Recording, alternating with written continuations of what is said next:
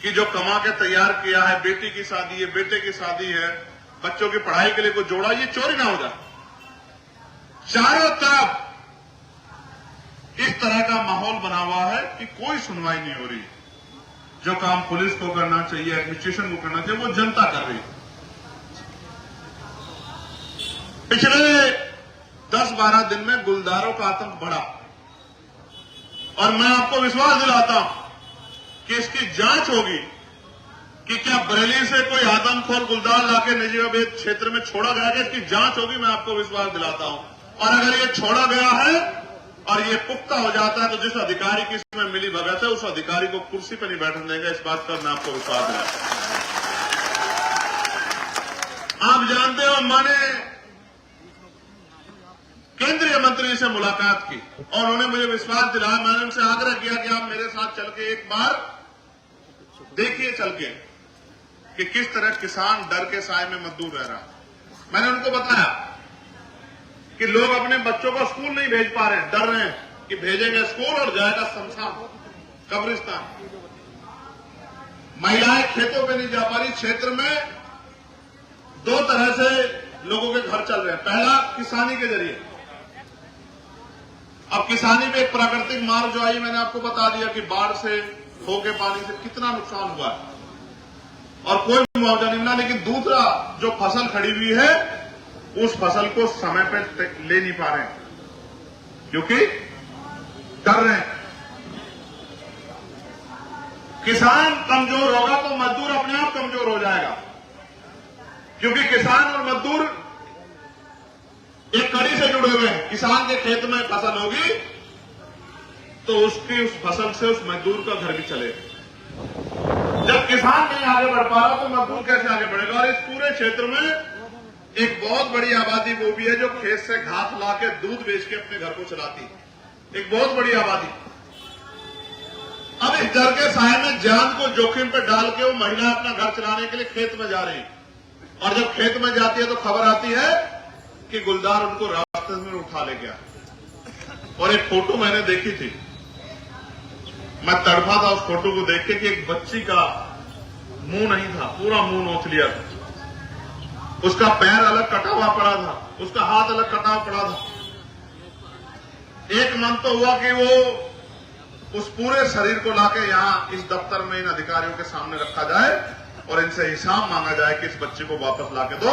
क्या 5 लाख रुपए में ये बच्ची वापस लाई जा सकती है क्या? लेकिन अपने पद की गरिमा के अनुसार मैंने बात की कि आप इसमें कार्रवाई करो और हमें विश्वास दिला गया कार्रवाई होगी। मैंने लेटर लिखा तो वाइल्ड लाइफ इंस्टीट्यूट देहरादून की टीम एक यहां आई,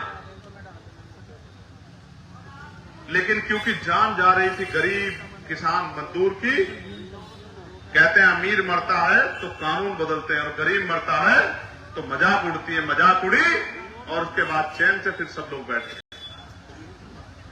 अब सवाल यह है कि ये जुल्म कब तक? जैसा मैंने कहा कि पानी सर के पार हो गया, अब इस पे कोई ठोस कदम उठाने की जरूरत है। और मैं जानता हूं अगर मुझे एक पंजा लगेगा तो पूरे देश को खबर जाएगी। इसलिए मैंने फैसला लिया स्वतः कि हम उस क्षेत्र में जाके रुकने का काम करेंगे जहां गुलदार का सबसे ज्यादा आतंक है। एक सेनापति होने के नाते, एक नेता होने के नाते, इस क्षेत्र का प्रतिनिधि होने के नाते मैं अपने दूसरे भाइयों की जान को जोखिम में नहीं डाल सकता कि वो जाएं और उस गुलदार प्रभावित क्षेत्र में जाकर रुके। इसलिए मैंने फैसला लिया कि जो आफत आएगी सबसे पहले उसको आएगी जिस पे आपने भरोसा किया है, जिसको आपने ताकत दी है। इसलिए हम वहीं जाके रुकेंगे। रात का रात्रि निवास हमारा वहीं होगा। जो मुसीबत आएगी उसका सामना हम करेंगे। मैंने पिछले जिलाधिकारी थे उनसे कहा था, जब नेटोर क्षेत्र में गुलदार का आतंक बचा था, मैंने उनसे कहा कि आप एक कुछ मत करो, एक ही काम कर दो कि आप किसानों को और ग्राम प्रधानों को आर्म्स लाइसेंस दे दो कि जरूरत पड़ने पे वो अपनी जान की रक्षा स्वयं कर सके। लेकिन सरकार इतनी हिम्मत नहीं जुटा पाई कि लोगों की जान की रक्षा हो सके और उन्होंने मेरी इस बात को नहीं माना। इसके बाद कई लोगों की जान गई और इस पिछले 15 दिन में जो 3-4 लोगों की जान गई है, इसने अंदर तक हम सब लोगों को हिला के रख दिया। आज जो आप यहाँ गंभीरता से अपना समय, अपना कार्य छोड़ के यहाँ, भाई लांबा जी भी हमारे बीच आ गए हैं, तमाम हमारे साथी, हमारे सुरवीर सिंह जी जो हैं, जो जाट महासभा के प्रदेश अध्यक्ष रहे हैं, तमाम हमारे बहुत जिम्मेदार शख्स इस क्षेत्र के, तमाम हमारे पार्टी के सम्मानित संघर्षशील कार्यकर्ता पदाधिकारी, हमारी पार्टी के सम्मानित नेतागण, जिले के प्रभारी, मंडल के प्रभारी, प्रदेश कमेटी के मेंबर, तमाम लोग, इन्होंने मुझे सैकड़ों मैसेज करके चिंता जाहिर की कि हमें चुप नहीं बैठना चाहिए। और जब इनकी चिंता, हमारी चिंता ने एकजुटता दिखाई तो ये आंदोलन आज यहां जमीन पर दिख रहा। और आपने देखा मेरी घोषणा के बाद कई आंदोलन शुरू हुए, कई तरह से प्रयास किया गया, लेकिन ये प्रयास काफी नहीं, हमें ठोस समाधान चाहिए। और मैं आपको विश्वास दिलाता हूं कि इस बार इसका ठोस ही परिणाम निकलेगा और ये एक दिन के आंदोलन से नहीं निकलेगा। मैं मानता हूं इस बार आंदोलन जो है, अगर यहां की सुनवाई से काम नहीं चलेगा तो अगला आंदोलन दिल्ली में होगा या लखनऊ में होगा। मेरी बात का याद और पूरे प्रदेश के कार्यकर्ताओं को बुलाकर उस विधानसभा का घेराव किसान मजदूरों की रक्षा के लिए और उनके जीवन को मजबूत बनाने के लिए, उनको सशक्त बनाने के लिए हम लोग करने का काम करें। आप ये देखिए, 5 लाख रुपए का मुआवजा दिया जाता है। कितने पैसे का? सरकार ने गरीबों की जान की कीमत क्या लगाई है? सरकार ने हमारी माओ बहनों की जान कीमत क्या लगाई? सरकार ने आपके बच्चों की जान कीमत क्या लगाई? और जिस परिवार का कमाने वाला चला जाएगा, क्या 5 लाख रुपए में वो परिवार जिंदगी भर सर्वाइव कर लेगा? मैंने ऐसे परिवार भी देखे जिनमें छोटे छोटे बच्चे। ये मुआवजा नहीं, ये भीख। मैं लेटर लिखूंगा आज ही कि सरकार वास्तविकता में इन परिवारों का हाथ मजबूत करना चाहती है, जिनके साथ तकलीफ हुई है, तो मुआवजे की राशि बढ़ा के 5 लाख से 25 लाख रुपए कम से कम की जाए, जिससे, क्योंकि जान की को तो वापस नहीं कर सकते, जिसकी जान चली गई है, जान की कोई कीमत नहीं है, लेकिन जिनके परिवार में हानि हुई है, तकलीफ हुई है, उनके आंसू पूछने में एक छोटी सी मदद ये मुआवजा हो सकता है। और क्योंकि 5 लाख रुपए देने पड़ते हैं तो सरकार को चोर भी नहीं पड़ रहा है। जब 50 लाख रुपए, 25 लाख रुपए का मुआवजा देना पड़ेगा तो 25 लाख रुपए किसान को तो देना ही चाहती सरकार। उसका उदाहरण है कि मुआवजा देख लो, आपकी फसलों पे 20 बीघे जमीन फसल गई और मुआवजा दे रहे हैं 200 रुपए, 2000 रुपए। इससे ज्यादा का तो पसीना लग गया किसान का, उसके परिवार का। बीज, पढ़ाई, नड़ाई, खाद, पानी, ये तो सब छोड़ ही दो। तो 25 लाख रुपए ना देना पड़े, इस वजह से सरकार इस मामले का संज्ञान लेकर इस पर ठोस काम करेगी। फिर भी मैं मानता हूं इस सरकार की निष्ठा ये नहीं होगी कि लोगों की जान बचनी चाहिए। अगर निष्ठा होती तो 35 लोगों के खून से जब इतना बड़ा जो है खिलवाड़ हो गया, तब तो इस सोई हुई सरकार जागती। आपने सुना होगा, ये सरकार भ्रष्टाचार की भेंट चढ़ गई है। अभी सरकार के नेताओं में आपस में जूता पतरी हो रही थी कि 65 करोड़ रुपए जो आया था, वो 65 करोड़ रुपए कौन खाया, ये सब आपके सामने होगा। और मैं जानता हूं कि सारे लोग बुरे नहीं है, कुछ अच्छे लोग भी हैं, लेकिन 65 करोड़ रुपए गरीबों के हिस्से का, किसानों के हिस्से का, ये 65 करोड़ रुपए लूटने वाली सरकार कभी किसानों की हितैषी नहीं हो सकती है। इस बात को भी हमें समझना चाहिए।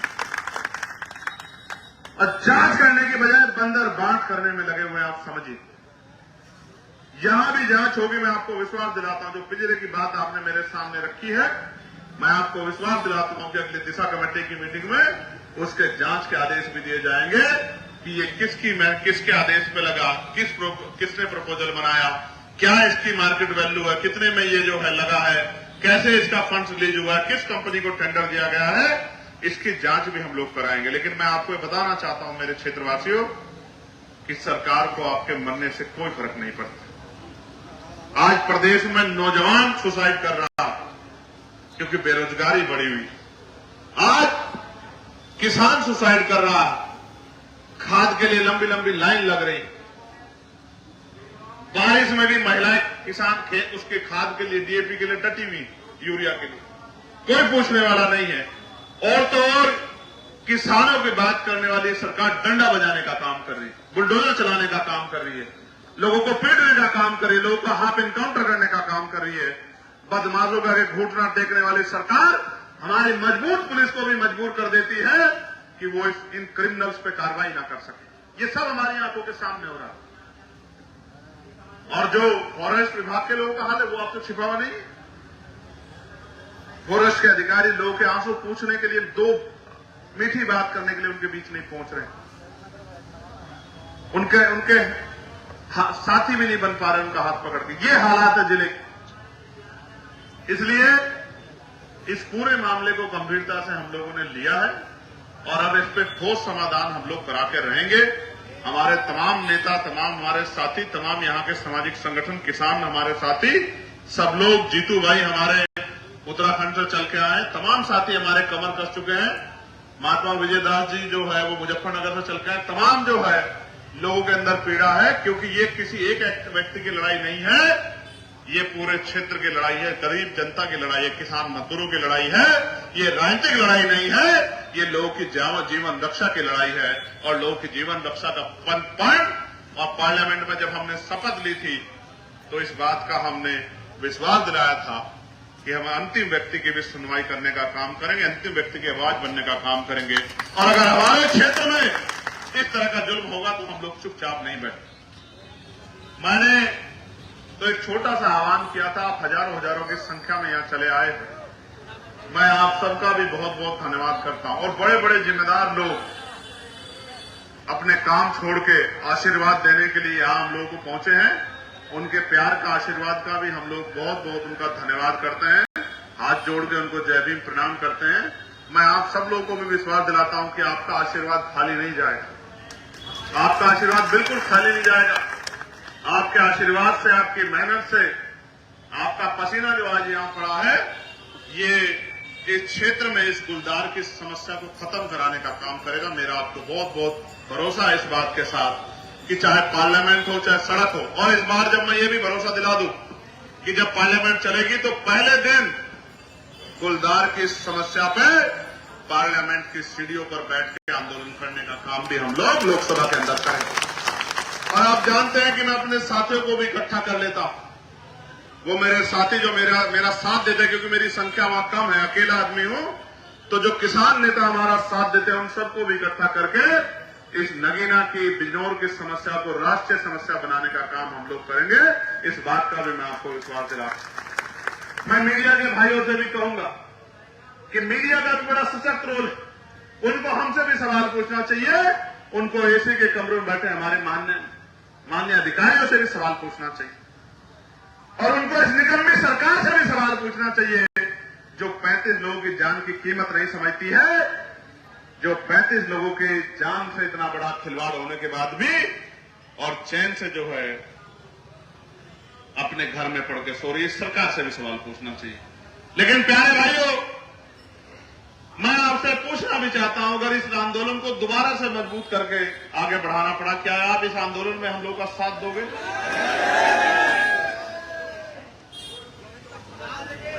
दोबारा से बताओ।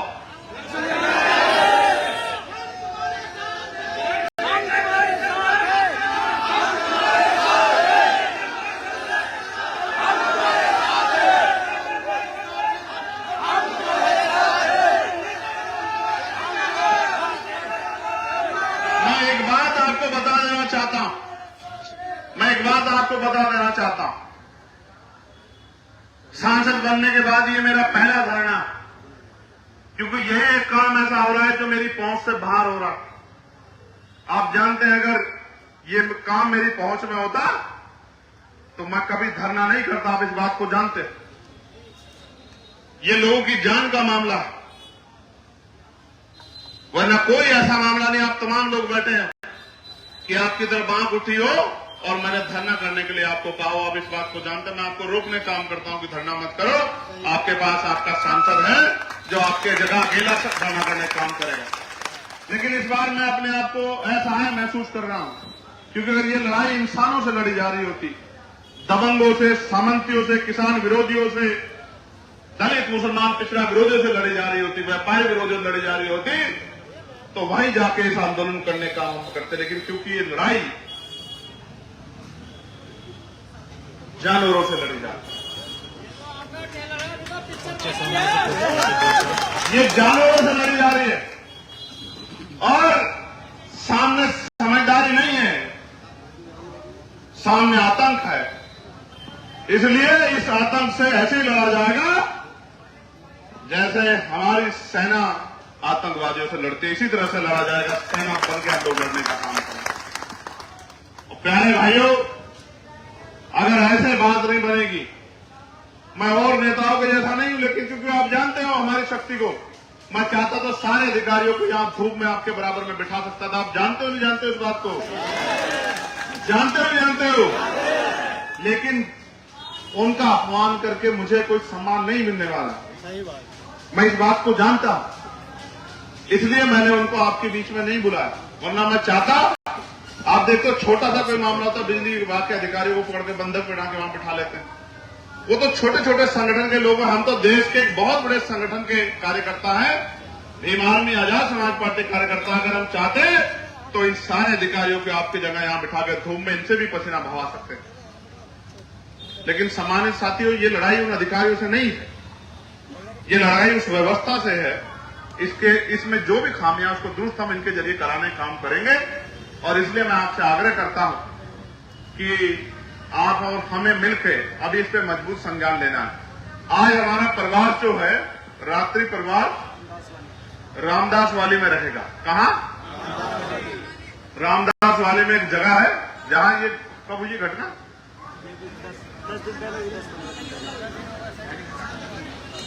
15 दिन हो गए। तो 15 दिन जहां पहले घटना घटी थी, जहां लगातार गुलदार देखा जा रहा है, तो आज हमारा रात्रि प्रवास वहीं रहेगा रामदास वाली। और उसके बाद कल फिर हम उसी क्षेत्र में कहीं ना कहीं जनता दरबार भी लगाएंगे। मैं तब तक अपने कमरे पर नहीं जाऊंगा जब तक यहां से उचित समाधान नहीं होगा। मैं आपको विश्वास दिलाता हूं, चाहे रात कहीं काटनी पड़े और दिन कहीं काटना पड़े, जब तक अस्थायी समाधान नहीं होगा, लोगों को न्याय नहीं मिलेगा, ठोस कार्रवाई नहीं होगी, तब तक मैं अपने कमरे पर वहां धामपुर में नहीं लौटूंगा। और यहीं से जो भी कार्यक्रम होगा वो क्षेत्र से ही किसी न किसी ऐसी जगह से जहां रुकने का मौका मिलेगा वहीं से। बस आपसे आग्रह कि रोटी पानी की व्यवस्था आप लोग करा देना। करा दोगे नहीं करा दोगे? सच बताओ, दोनों हाथ उठा के बताओ, करा दोगे नहीं करा दोगे? नहीं, ऐसे तो बहुत मजबूत लोग बैठे हैं, ये तो एक एक बारात की व्यवस्था करा सकते हैं, लेकिन इनसे व्यवस्था नहीं करानी, आप ही लोगों से व्यवस्था करानी। ठीक है? तो मैं आपका आभार प्रकट करता हूं। और मैं इश्तियाक भाई भी हमारे बीच आ गए, तमाम हम अपने अधिकारियों को, हमारे जिम्मेदार साथी जाके ज्ञापन देने के लिए बुलवा दे, उनको ज्ञापन हमारी टीम दे देगी। कहां ज्ञापन? हाँ, और फिर हम लोग जो हैं, मैं आप लोग अपने अपने काम में डटना। मैं जरा रामदास वाली जब तक जो है पूरी जानकारी जुटा के मैं रामदास वाली रहूंगा, फिर तटबंध और जहां जहां समस्या उनको भी देखने के लिए जाऊंगा। लेकिन जैसा मैंने पीड़ित परिवारों से भी मिलना है, लेकिन मैं आपको विश्वास दिलाना चाहता हूं कि इस बार आपकी लड़ाई अंजाम तक पहुंचेगी। पहुंचनी चाहिए नहीं पहुंचनी चाहिए? बताओ, पक्का? गुलदार का आतंक खत्म होना चाहिए, खत्म होना चाहिए? बिजनौर गुलदार मुक्त होना चाहिए, होना चाहिए? बिजनौर गुलदार मुक्त होना चाहिए, होना चाहिए? जोर से बताओ, गुलदार मुक्त बिजनौर, गुलदार मुक्त बिजनौर, गुलदार मुक्त बिजनौर। गरीब किसानों की जान की रक्षा, गरीब किसानों की जान की रक्षा, किसान मजदूरों को उनकी फसल का उचित मुआवजा, किसान मजदूरों को उनकी फसल का उचित मुआवजा, किसानों के साथ जो गुंडा राज हो रहा है वो बंद, किसानों के साथ जो गुंडा राज हो रहा है वो बंद, और गरीबों की सुनवाई होनी चाहिए, होनी चाहिए। ठीक है, बहुत बहुत धन्यवाद। जय भीम, जय भारत। और आज की सभा की अध्यक्षता जो हमारे कर रहे हैं, अभी तो ज्ञापन दिया जाएगा, बैठ जाओ, अभी तो वो अधिकारी बताएंगे अपनी बात, अभी नहीं खत्म हो रहा है। अभी ज्ञापन दिया जाएगा, अधिकारी अपनी बात बताएंगे और उसके बाद हम लोग प्रस्थान करेंगे। और अभी हमारे यहाँ 2-3 सीनियर लोग हैं, क्योंकि मैंने आपसे पहले भी कहा था कि मैं इस क्षेत्र का बेटा हूं। अभी हमारे बीच में सूरवीर सिंह जी हैं, लामा जी हैं, ओमपाल जी हैं, अभी हमारे यहाँ 2-3 सीनियर लोग हैं, वो भी 2-2 मिनट आपको आशीर्वाद देंगे और अपनी बात रखेंगे। मैं कैलाश लामा जी शुरुआत करूंगा कि वो आए और अपनी बात को रखें।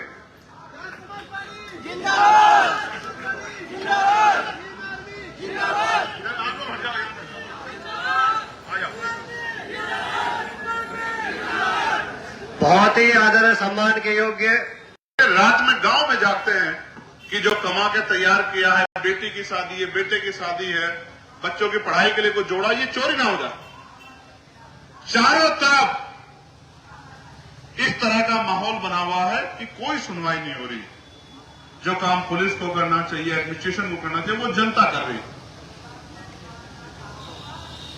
पिछले 10-12 दिन में गुलदारों का आतंक बढ़ा और मैं आपको विश्वास दिलाता हूं कि इसकी जांच होगी कि क्या बरेली से कोई आदमखोर गुलदार लाके नजीबाबाद क्षेत्र में छोड़ा गया है। इसकी जांच होगी, मैं आपको विश्वास दिलाता हूं।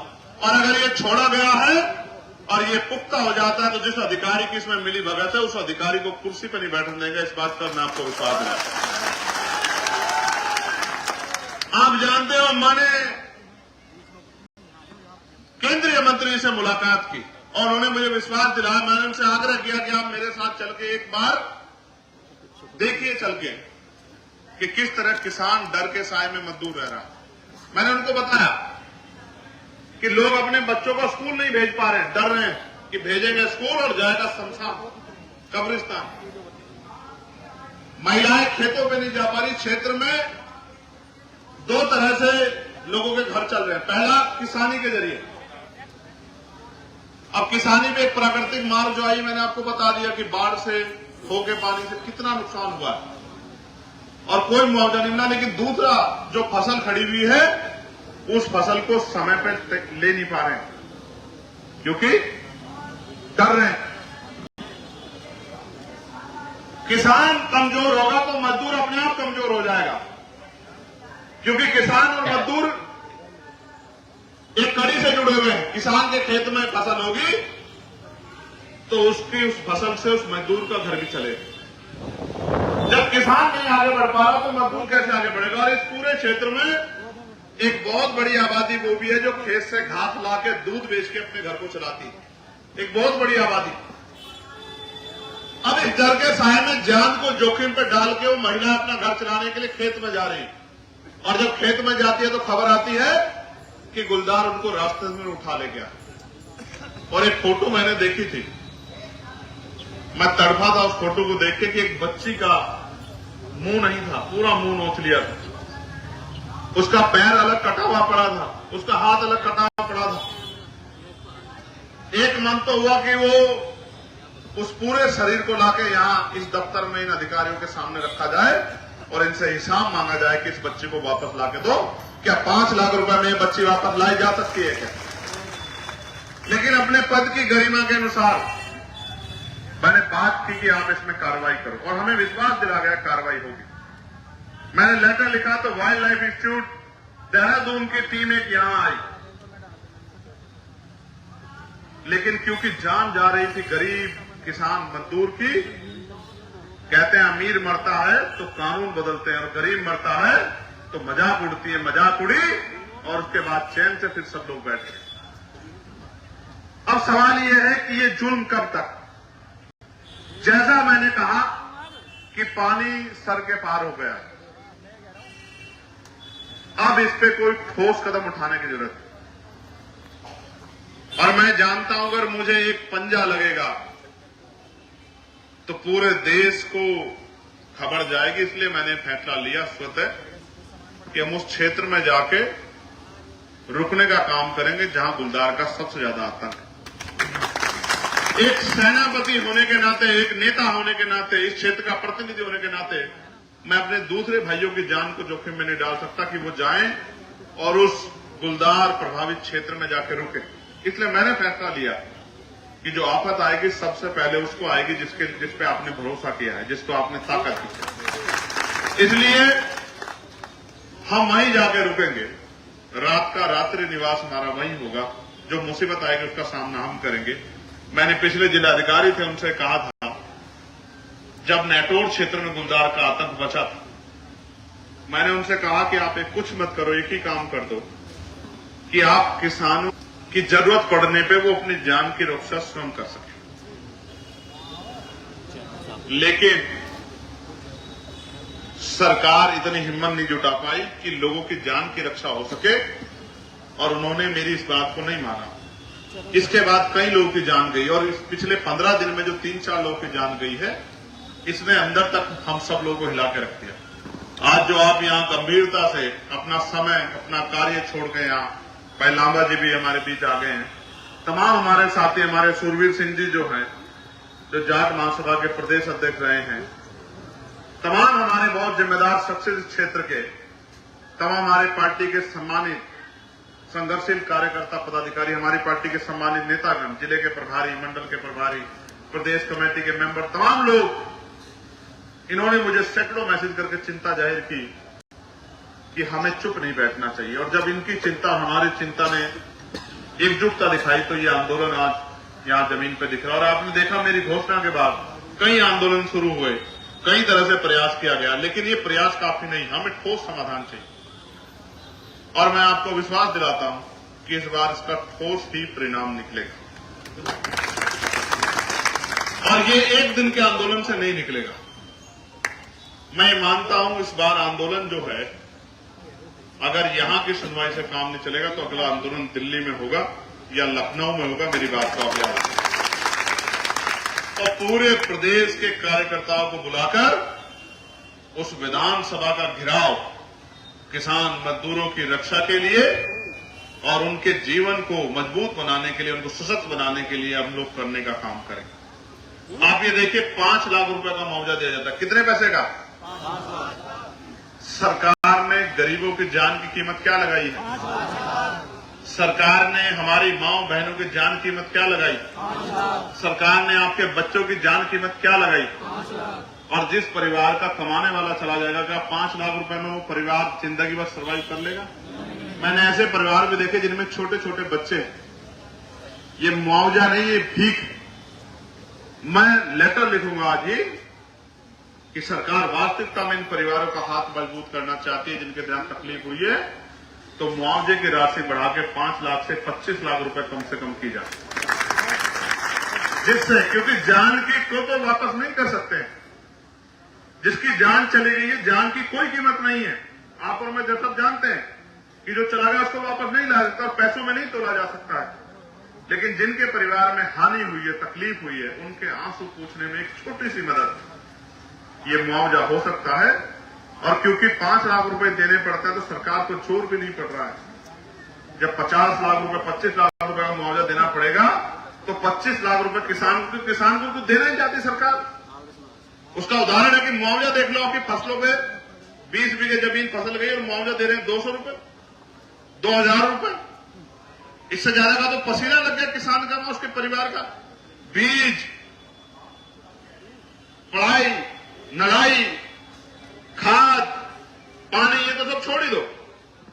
तो 25 लाख रुपए ना देना पड़े, इस वजह से सरकार इस मामले का संज्ञान लेकर इस पर ठोस काम करेगी। फिर भी मैं मानता हूं इस सरकार की निष्ठा ये नहीं होगी कि लोगों की जान बचनी चाहिए। अगर निष्ठा होती तो 35 लोगों के खून से जब इतना बड़ा जो है खिलवाड़ हो गया, तब तो इस सोई हुई सरकार जागती। आपने सुना होगा, ये सरकार भ्रष्टाचार की भेंट चढ़ गई है। अभी सरकार के नेताओं में आपस में जूतापतरी हो रही थी कि 65 करोड़ रुपए जो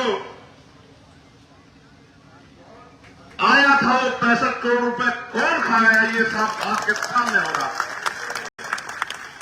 और मैं जानता हूं कि सारे लोग बुरे नहीं है, कुछ अच्छे लोग भी हैं, लेकिन 65 करोड़ रुपया गरीबों के हिस्से का, किसानों के हिस्से का, ये 65 करोड़ रुपए लूटने वाली सरकार कभी किसानों की हितैषी नहीं हो सकती है। इस बात को भी हमें समझना चाहिए। और जांच करने की बजाय बंदर बांट करने में लगे हुए हैं। आप समझिए, यहां भी जांच होगी। मैं आपको विश्वास दिलाता हूं, जो पिंजरे की बात आपने मेरे सामने रखी है, मैं आपको विश्वास दिलाता हूं कि अगली दिशा कमेटी की मीटिंग में उसके जांच के आदेश भी दिए जाएंगे कि ये किसके आदेश पे लगा, किसने प्रपोजल बनाया, क्या इसकी मार्केट वैल्यू है, कितने में ये जो है लगा है, कैसे इसका फंड्स रिलीज हुआ है, किस कंपनी को टेंडर दिया गया है, इसकी जांच भी हम लोग कराएंगे। लेकिन मैं आपको बताना चाहता हूं मेरे क्षेत्रवासियों कि सरकार को आपके मरने से कोई फर्क नहीं पड़ता। आज प्रदेश में नौजवान सुसाइड कर रहा क्योंकि बेरोजगारी बढ़ी हुई। आज किसान सुसाइड कर रहा, खाद के लिए लंबी लंबी लाइन लग रही, बारिश में भी महिलाएं किसान खेत उसके खाद के लिए, डीएपी के लिए डटी हुई, यूरिया के लिए, कोई पूछने वाला नहीं है। और तो और किसानों की बात करने वाली सरकार डंडा बजाने का काम कर रही है, बुलडोजर चलाने का काम कर रही है, लोगों को पीटने का काम कर रही है, लोगों का हाफ एनकाउंटर करने का काम कर रही है। बदमाशों का घूटना टेकने वाली सरकार हमारी मजबूत पुलिस को भी मजबूर कर देती है कि वो इन क्रिमिनल्स पे कार्रवाई ना कर सके। ये सब हमारी आंखों के सामने हो रहा है। और जो फॉरेस्ट विभाग के लोगों का हाल है वो आपको छिपा हुआ नहीं है। फॉरेस्ट के अधिकारी लोगों के आंसू पूछने के लिए, दो मीठी बात करने के लिए उनके बीच नहीं पहुंच रहे, उनके साथी भी नहीं बन पा रहे उनका हाथ पकड़ के। ये हालात है जिले के। इसलिए इस पूरे मामले को गंभीरता से हम लोगों ने लिया है और अब इस पे ठोस समाधान हम लोग करा के रहेंगे। हमारे तमाम नेता, तमाम हमारे साथी, तमाम यहाँ के सामाजिक संगठन, किसान हमारे साथी, सब लोग, जीतू भाई हमारे उत्तराखंड से चल के आए, तमाम साथी हमारे कमर कस चुके हैं। महात्मा विजयदास जी जो है वो मुजफ्फरनगर से चल के आए। तमाम जो है लोगों के अंदर पीड़ा है, क्योंकि ये किसी एक व्यक्ति की लड़ाई नहीं है, ये पूरे क्षेत्र की लड़ाई है, गरीब जनता की लड़ाई है, किसान मजदूरों की लड़ाई है। ये राजनीतिक लड़ाई नहीं है, ये लोगों की जीवन रक्षा की लड़ाई है। और लोगों की जीवन रक्षा का पॉइंट, और पार्लियामेंट में जब हमने शपथ ली थी तो इस बात का हमने विश्वास दिलाया था कि हम अंतिम व्यक्ति की भी सुनवाई करने का काम करेंगे, अंतिम व्यक्ति की आवाज बनने का काम करेंगे। और अगर हमारे क्षेत्र में इस तरह का जुल्म होगा तो हम लोग चुपचाप नहीं बैठे। मैंने तो एक छोटा सा आह्वान किया था, आप हजारों की संख्या में यहां चले आए थे। मैं आप सबका भी बहुत बहुत धन्यवाद करता हूं। और बड़े बड़े जिम्मेदार लोग अपने काम छोड़ के आशीर्वाद देने के लिए यहां हम लोगों को पहुंचे हैं। उनके प्यार का, आशीर्वाद का भी हम लोग बहुत बहुत उनका धन्यवाद करते हैं। हाथ जोड़ के उनको जय भीम प्रणाम करते हैं। मैं आप सब लोगों को भी विश्वास दिलाता हूं कि आपका आशीर्वाद खाली नहीं जाएगा। आपका आशीर्वाद बिल्कुल खाली नहीं जाएगा। आपके आशीर्वाद से, आपकी मेहनत से, आपका पसीना जो आज यहां पड़ा है, ये इस क्षेत्र में इस गुलदार की समस्या को खत्म कराने का काम करेगा। मेरा आपको बहुत बहुत भरोसा है इस बात के साथ कि चाहे पार्लियामेंट हो चाहे सड़क हो। और इस बार जब मैं ये भी भरोसा दिला दूं कि जब पार्लियामेंट चलेगी तो पहले दिन गुलदार की समस्या पे पार्लियामेंट की सीढ़ियों पर बैठ के आंदोलन करने का काम भी हम लोग लोकसभा के अंदर करेंगे। और आप जानते हैं कि मैं अपने साथियों को भी इकट्ठा कर लेता हूं। वो मेरे साथी जो मेरा साथ देते हैं, क्योंकि मेरी संख्या वहां कम है, अकेला आदमी हूं, तो जो किसान नेता हमारा साथ देते हैं उन सबको भी इकट्ठा करके इस नगीना की, बिजनौर की समस्या को राष्ट्रीय समस्या बनाने का काम हम लोग करेंगे। इस बात का भी मैं आपको विश्वास दिलाता हूं। मैं मीडिया के भाइयों से भी कहूंगा कि मीडिया का भी बड़ा सशक्त रोल है। उनको हमसे भी सवाल पूछना चाहिए। उनको एसी के कमरों में बैठे हमारे माननीय अधिकारियों से भी सवाल पूछना चाहिए। और उनको इस निकम्मी सरकार से भी सवाल पूछना चाहिए जो 35 लोगों की जान की कीमत नहीं समझती है, जो 35 लोगों की जान से इतना बड़ा खिलवाड़ होने के बाद भी और चैन से जो है अपने घर में पड़ के सो रही है। सरकार से भी सवाल पूछना चाहिए। लेकिन प्यारे भाइयों, मैं आपसे पूछना भी चाहता हूं, अगर इस आंदोलन को दोबारा से मजबूत करके आगे बढ़ाना पड़ा, क्या आप इस आंदोलन में हम लोग का साथ दोगे?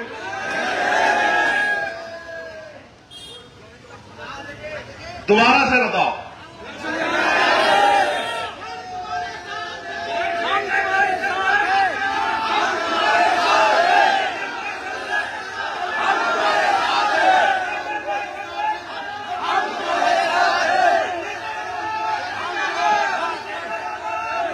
मैं एक बात आपको बता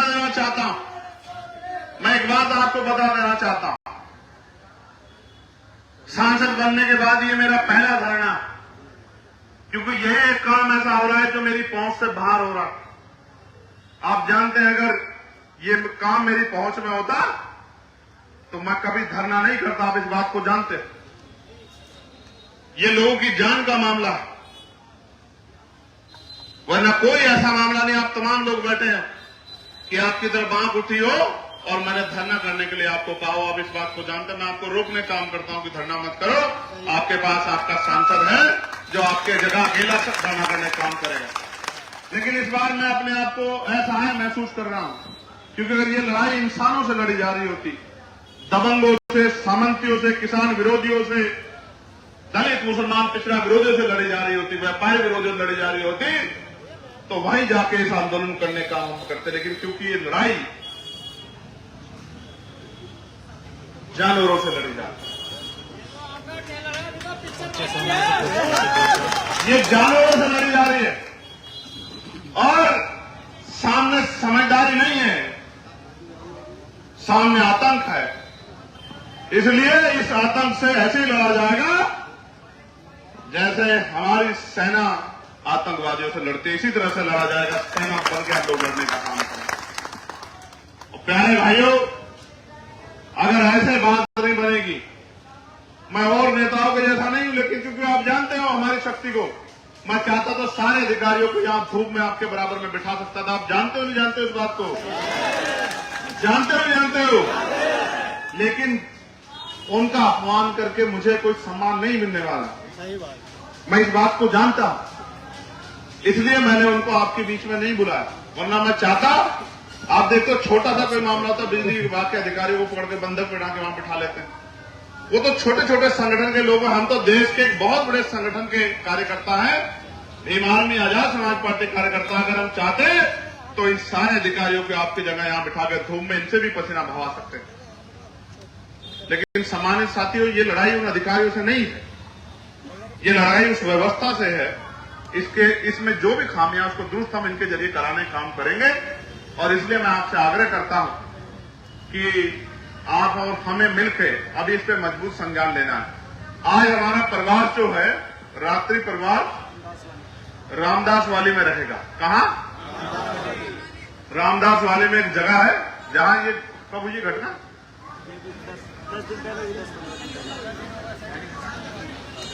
15 दिन हो गए।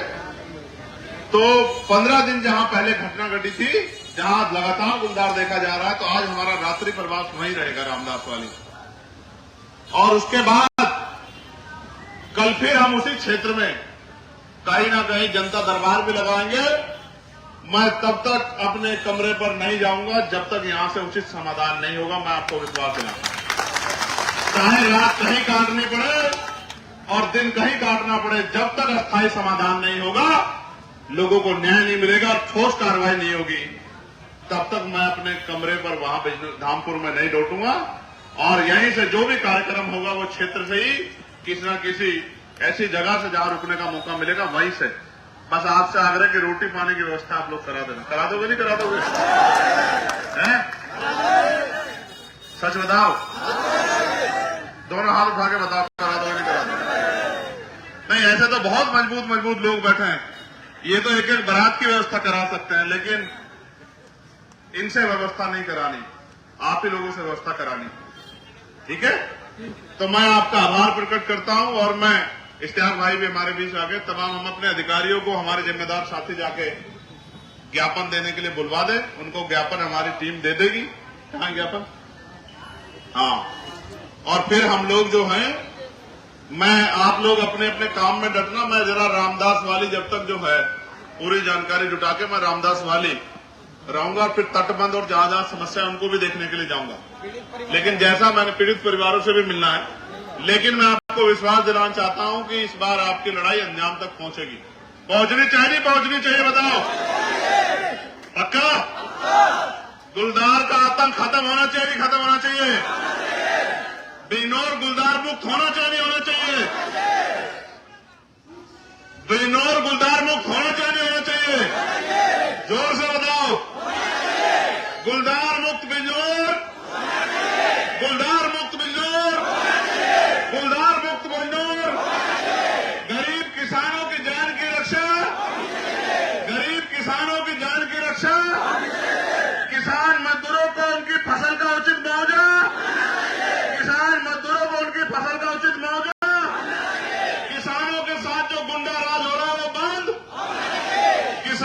आज जो गुंडा राज हो रहा है वो बंद, और गरीबों की सुनवाई होनी चाहिए, नहीं होनी चाहिए? ठीक है, बहुत बहुत धन्यवाद। जय भीम, जय भारत। और आज की सभा की अध्यक्षता जो हमारे कर रहे हैं, अभी तो ज्ञापन दिया जाएगा, बैठ जाओ। अभी तो वो अधिकारी बताएंगे अपनी बात, अभी नहीं खत्म हो रहा है। अभी ज्ञापन दिया जाएगा, अधिकारी अपनी बात बताएंगे और उसके बाद हम लोग प्रस्थान करेंगे। और अभी हमारे यहाँ 2-3 सीनियर लोग हैं, क्योंकि मैंने आपसे पहले भी कहा था कि मैं इस क्षेत्र का बेटा हूं। अभी हमारे बीच में सूरवीर सिंह जी हैं, लामा जी हैं, ओमपाल जी हैं, अभी हमारे यहाँ 2-3 सीनियर लोग हैं, वो भी 2-2 मिनट आपको आशीर्वाद देंगे और अपनी बात रखेंगे। मैं कैलाश लामा जी शुरुआत करूंगा कि वो आए और अपनी बात को रखें।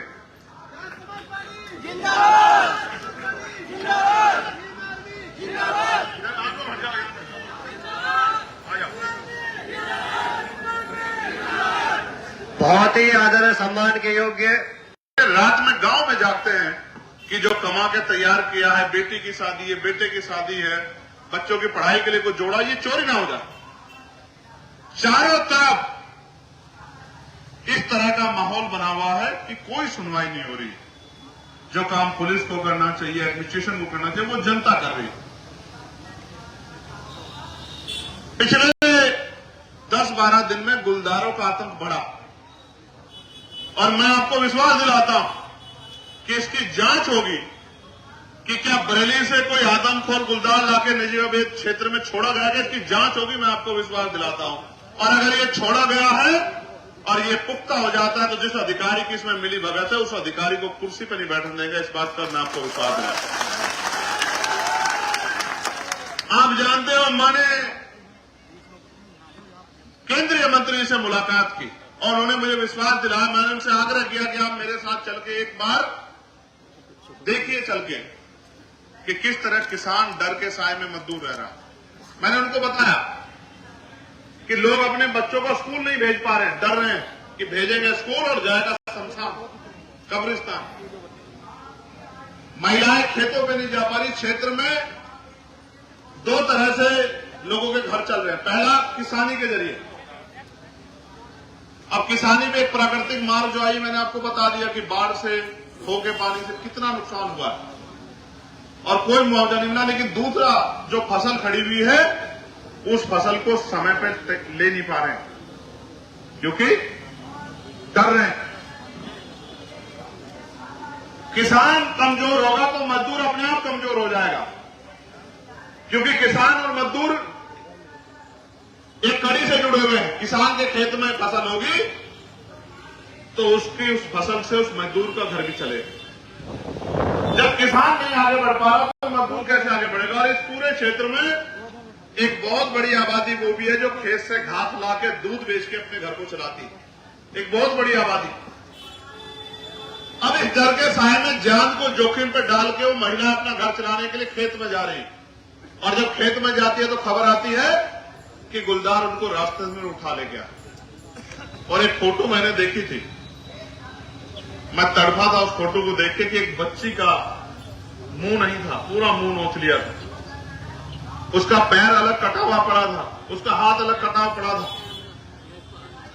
एक मन तो हुआ कि वो उस पूरे शरीर को लाके यहां इस दफ्तर में इन अधिकारियों के सामने रखा जाए और इनसे हिसाब मांगा जाए कि इस बच्ची को वापस लाके दो। क्या 5 लाख रुपए में बच्ची वापस लाई जा सकती है क्या? लेकिन अपने पद की गरिमा के अनुसार मैंने बात की कि आप इसमें कार्रवाई करो और हमें विश्वास दिला गया कार्रवाई होगी। मैंने लेटर लिखा तो वाइल्ड लाइफ इंस्टीट्यूट देहरादून की टीम एक यहां आई,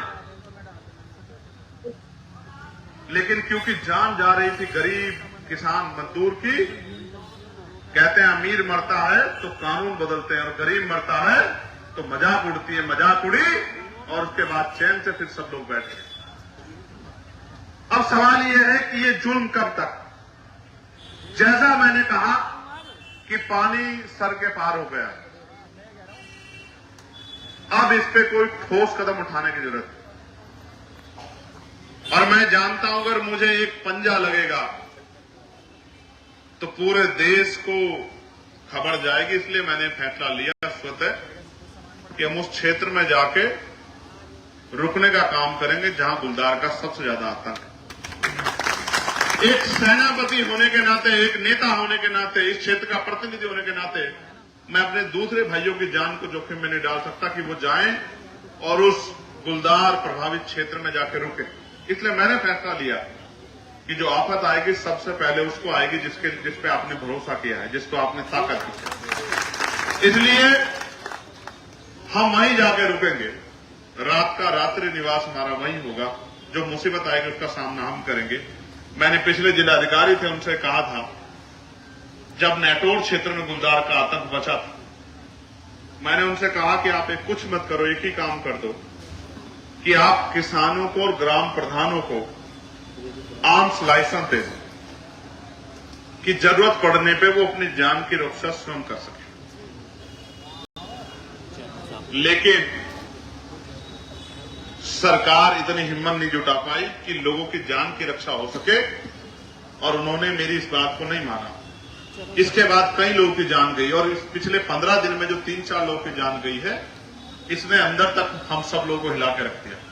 आज जो आप यहां गंभीरता से अपना समय, अपना कार्य छोड़ के यहाँ, भाई लांबा जी भी हमारे बीच आ गए हैं, तमाम हमारे साथी, हमारे सुरवीर सिंह जी जो हैं, जो जाट महासभा के प्रदेश अध्यक्ष रहे हैं, तमाम हमारे बहुत जिम्मेदार शख्स इस क्षेत्र के, तमाम हमारे पार्टी के सम्मानित संघर्षशील कार्यकर्ता पदाधिकारी, हमारी पार्टी के सम्मानित नेतागण, जिले के प्रभारी, मंडल के प्रभारी, प्रदेश कमेटी के मेंबर, तमाम लोग, इन्होंने मुझे सैकड़ों मैसेज करके चिंता जाहिर की कि हमें चुप नहीं बैठना चाहिए। और जब इनकी चिंता और हमारी चिंता ने एकजुटता दिखाई तो ये आंदोलन आज यहां जमीन पर दिख रहा। और आपने देखा मेरी घोषणा के बाद कई आंदोलन शुरू हुए, कई तरह से प्रयास किया गया, लेकिन ये प्रयास काफी नहीं, हमें ठोस समाधान चाहिए।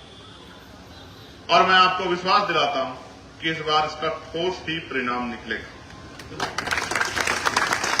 और ये एक दिन के आंदोलन से नहीं निकलेगा। मैं मानता हूं इस बार आंदोलन जो है, अगर यहां की सुनवाई से काम नहीं चलेगा तो अगला आंदोलन दिल्ली में होगा या लखनऊ में होगा। मेरी बात को आप याद रखें। और पूरे प्रदेश के कार्यकर्ताओं को बुलाकर उस विधानसभा का घेराव किसान मजदूरों की रक्षा के लिए और उनके जीवन को मजबूत बनाने के लिए, उनको सशक्त बनाने के लिए हम लोग करने का काम करें। आप ये देखिए, 5 लाख रुपए का मुआवजा दिया जाता है। कितने पैसे का? सरकार ने गरीबों की जान की कीमत क्या लगाई है? सरकार ने हमारी माओ बहनों की जान की कीमत क्या लगाई? सरकार ने आपके बच्चों की जान की कीमत क्या लगाई? और जिस परिवार का कमाने वाला चला जाएगा, क्या 5 लाख रुपए में वो परिवार जिंदगी भर सर्वाइव कर लेगा? मैंने ऐसे परिवार भी देखे जिनमें छोटे छोटे बच्चे। ये मुआवजा नहीं, ये भीख। मैं लेटर लिखूंगा आज ही कि सरकार वास्तविकता में इन परिवारों का हाथ मजबूत करना चाहती है जिनके साथ तकलीफ हुई है, तो मुआवजे की राशि बढ़ा के 5 लाख से 25 लाख रुपए कम से कम की जाए, जिससे, क्योंकि जान की को तो वापस नहीं कर सकते। जिसकी जान चली गई है, जान की कोई कीमत नहीं है। आप और मैं सब जानते हैं कि जो चला गया उसको वापस नहीं ला सकता, पैसों में नहीं तोला जा सकता है। लेकिन जिनके परिवार में हानि हुई है, तकलीफ हुई है, उनके आंसू पूछने में एक छोटी सी मदद, ये मुआवजा हो सकता है। और क्योंकि 5 लाख रुपए देने पड़ता है तो सरकार को जोर भी नहीं पड़ रहा है। जब 50 लाख रुपए, 25 लाख रुपए का मुआवजा देना पड़ेगा तो 25 लाख रुपए किसान को तो देना ही चाहती सरकार। उसका उदाहरण है कि मुआवजा देख लो, आपकी फसलों पे 20 बीघे जमीन फसल गई और मुआवजा दे रहे हैं 200 रुपए, 2000 रुपए। इससे ज्यादा का तो पसीना लग गया किसान का, उसके परिवार का। बीज, पढ़ाई, नड़ाई, खाद, पानी, ये तो सब छोड़ ही दो। तो 25 लाख रुपए ना देना पड़े, इस वजह से सरकार इस मामले का संज्ञान लेकर इस पर ठोस काम करेगी। फिर भी मैं मानता हूं इस सरकार की निष्ठा ये नहीं होगी कि लोगों की जान बचनी चाहिए। अगर निष्ठा होती तो 35 लोगों के खून से जब इतना बड़ा जो है खिलवाड़ हो गया, तब तो इस सोई हुई सरकार जागती। आपने सुना होगा, ये सरकार भ्रष्टाचार की भेंट चढ़ गई है। अभी सरकार के नेताओं में आपस में जूतापतरी हो रही थी कि 65 करोड़ रुपए जो आया था वो 65 करोड़ रुपए कौन खाया है, ये सब आपके सामने होगा।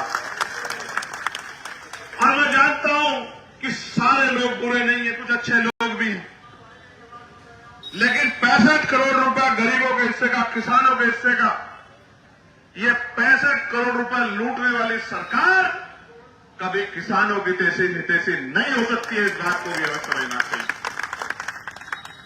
और जांच करने की बजाय बंदर बांट करने में लगे हुए हैं, आप समझिए। यहां भी जांच होगी, मैं आपको विश्वास दिलाता हूं। जो पिंजरे की बात आपने मेरे सामने रखी है, मैं आपको विश्वास दिलाता हूं कि अगली दिशा कमेटी की मीटिंग में उसके जांच के आदेश भी दिए जाएंगे कि ये किसके आदेश पे लगा, किसने प्रपोजल बनाया, क्या इसकी मार्केट वैल्यू है, कितने में ये जो है लगा है, कैसे इसका फंड्स रिलीज हुआ है, किस कंपनी को टेंडर दिया गया है, इसकी जांच भी हम लोग कराएंगे। लेकिन मैं आपको बताना चाहता हूं मेरे क्षेत्रवासियों कि सरकार को आपके मरने से कोई फर्क नहीं पड़ता। आज प्रदेश में नौजवान सुसाइड कर रहा क्योंकि बेरोजगारी बढ़ी हुई। आज किसान सुसाइड कर रहा, खाद के लिए लंबी लंबी लाइन लग रही, बारिश में भी महिलाएं किसान उसके खाद के लिए, डीएपी के लिए डटी हुई, यूरिया के लिए, कोई पूछने वाला नहीं है। और तो और किसानों की बात करने वाली सरकार डंडा बजाने का काम कर रही है, बुलडोजर चलाने का काम कर रही है, लोगों को पीटने का काम कर रही है, लोगों का हाफ इनकाउंटर करने का काम कर रही है। बदमाशों का घूटना टेकने वाली सरकार हमारी मजबूत पुलिस को भी मजबूर कर देती है कि वो इन क्रिमिनल्स पे कार्रवाई ना कर सके। ये सब हमारी आंखों के सामने हो रहा है। और जो फॉरेस्ट विभाग के लोगों का हाल है वो आपको छिपा हुआ नहीं है। फॉरेस्ट के अधिकारी लोगों के आंसू पूछने के लिए, दो मीठी बात करने के लिए उनके बीच नहीं पहुंच रहे, उनके साथी भी नहीं बन पा रहे उनका हाथ पकड़ के। ये हालात है जिले के। इसलिए इस पूरे मामले को गंभीरता से हम लोगों ने लिया है और अब इस पे ठोस समाधान हम लोग करा के रहेंगे। हमारे तमाम नेता, तमाम हमारे साथी, तमाम यहाँ के सामाजिक संगठन, किसान हमारे साथी, सब लोग, जीतू भाई हमारे उत्तराखंड से चल के आए, तमाम साथी हमारे कमर कस चुके हैं। महात्मा विजयदास जी जो है वो मुजफ्फरनगर से चल के आए। तमाम जो है लोगों के अंदर पीड़ा है, क्योंकि ये किसी एक व्यक्ति की लड़ाई नहीं है, ये पूरे क्षेत्र की लड़ाई है, गरीब जनता की लड़ाई है, किसान मजदूरों की लड़ाई है। ये राजनीतिक लड़ाई नहीं है, ये लोगों की जीवन रक्षा की लड़ाई है।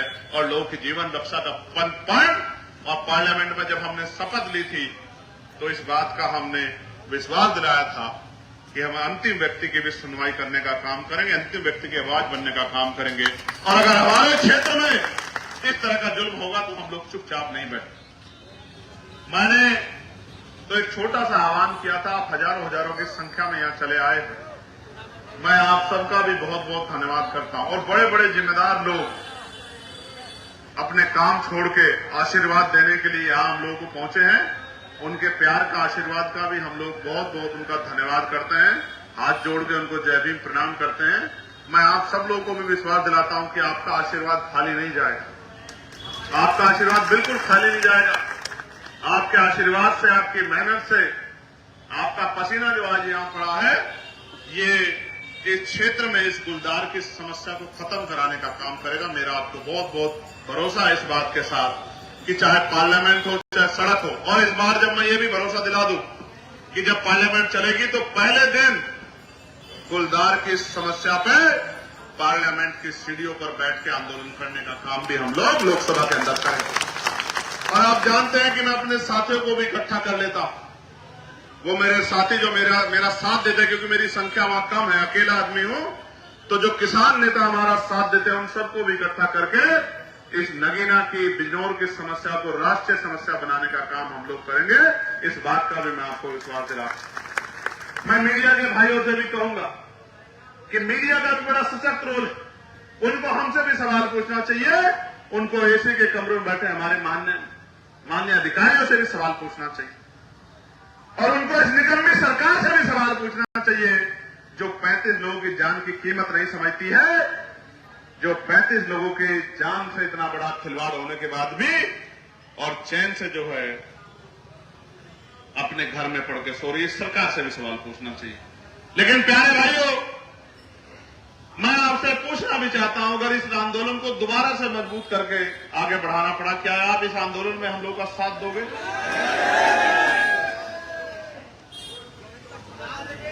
दोबारा से बताओ।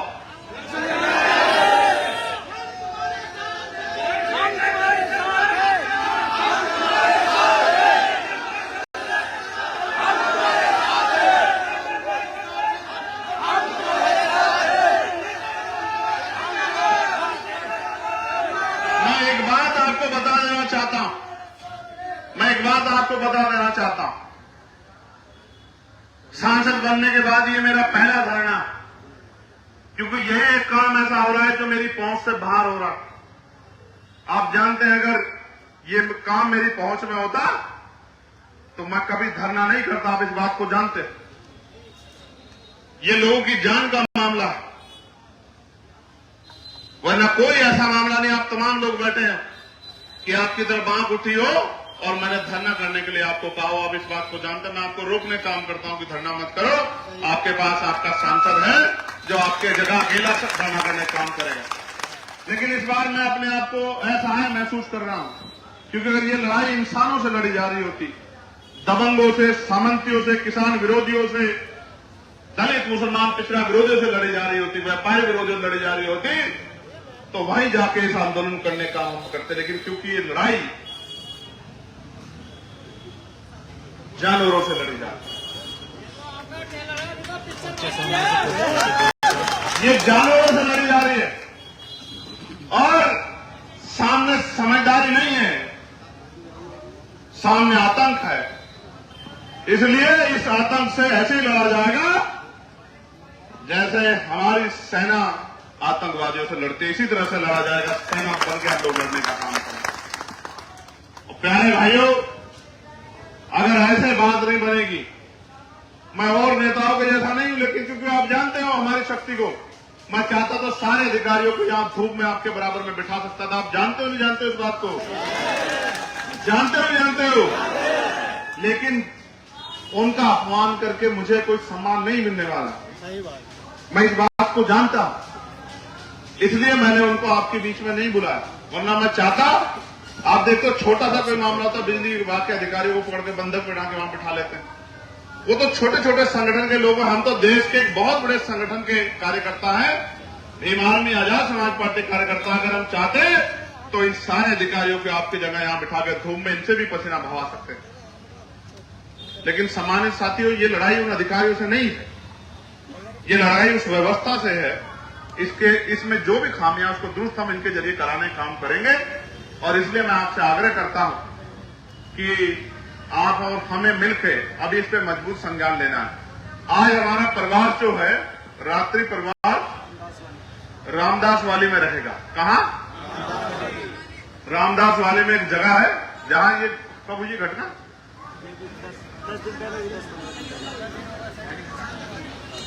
15 दिन हो गए। तो 15 दिन जहां पहले घटना घटी थी, जहां लगातार गुलदार देखा जा रहा है, तो आज हमारा रात्रि प्रवास वहीं रहेगा रामदास वाली। और उसके बाद कल फिर हम उसी क्षेत्र में कहीं ना कहीं जनता दरबार भी लगाएंगे। मैं तब तक अपने कमरे पर नहीं जाऊंगा जब तक यहां से उचित समाधान नहीं होगा। मैं आपको विश्वास दिलाता हूं, चाहे रात कहीं काटनी पड़े और दिन कहीं काटना पड़े, जब तक अस्थायी समाधान नहीं होगा, लोगों को न्याय नहीं मिलेगा, ठोस कार्रवाई नहीं होगी, तब तक मैं अपने कमरे पर वहां धामपुर में नहीं लौटूंगा।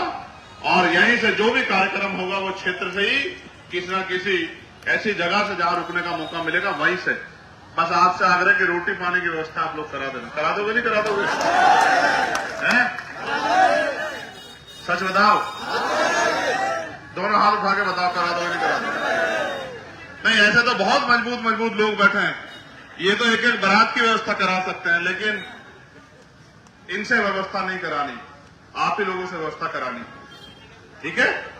तो मैं आपका आभार प्रकट करता हूं। और मैं इश्तियाक भाई भी हमारे बीच आ गए। तमाम हम अपने अधिकारियों को, हमारे जिम्मेदार साथी जाके ज्ञापन देने के लिए बुलवा दें। उनको ज्ञापन हमारी टीम दे देगी। कहां ज्ञापन? हाँ। और फिर हम लोग जो हैं, मैं आप लोग अपने अपने काम में डटना। मैं जरा रामदास वाली जब तक जो है पूरी जानकारी जुटा के मैं रामदास वाली रहूंगा, फिर तटबंध और जहां जहां समस्या है उनको भी देखने के लिए जाऊंगा। लेकिन जैसा मैंने पीड़ित परिवारों से भी मिलना है, लेकिन मैं आपको विश्वास दिलाना चाहता हूं कि इस बार आपकी लड़ाई अंजाम तक पहुंचेगी। पहुंचनी चाहिए, नहीं पहुंचनी चाहिए, बताओ पक्का? गुलदार का आतंक खत्म होना चाहिए, नहीं खत्म होना चाहिए? बिजनौर गुलदार मुक्त होना चाहिए, नहीं होना चाहिए? बिजनौर गुलदार मुक्त होना चाहिए, नहीं होना चाहिए? जोर से बताओ, गुलदार मुक्त बिजनौर, गुलदार मुक्त बिजनौर, गुलदार मुक्त बिजनौर। गरीब किसानों की जान की रक्षा, गरीब किसानों की जान की रक्षा, किसान मजदूरों को उनकी फसल का उचित मुआवजा, किसान मजदूरों को उनकी फसल का उचित मुआवजा, किसानों के साथ जो गुंडा राज हो रहा है वो बंद, किसानों के साथ जो गुंडा राज हो रहा है वो बंद, और गरीबों की सुनवाई होनी चाहिए, नहीं होनी चाहिए? ठीक है, बहुत बहुत धन्यवाद। जय भीम, जय भारत। और आज की सभा की अध्यक्षता जो हमारे कर रहे हैं, अभी तो ज्ञापन दिया जाएगा, बैठ जाओ, अभी तो वो अधिकारी बताएंगे अपनी बात, अभी नहीं खत्म हो रहा है। अभी ज्ञापन दिया जाएगा, अधिकारी अपनी बात बताएंगे और उसके बाद हम लोग प्रस्थान करेंगे। और अभी हमारे यहाँ 2-3 सीनियर लोग हैं, क्योंकि मैंने आपसे पहले भी कहा था कि मैं इस क्षेत्र का बेटा हूं। अभी हमारे बीच में सूरवीर सिंह जी हैं, लामा जी हैं, ओमपाल जी हैं, अभी हमारे यहाँ 2-3 सीनियर लोग हैं, वो भी 2-2 मिनट आपको आशीर्वाद देंगे और अपनी बात रखेंगे। मैं कैलाश लामा जी शुरुआत करूंगा कि वो आए और अपनी बात को रखें।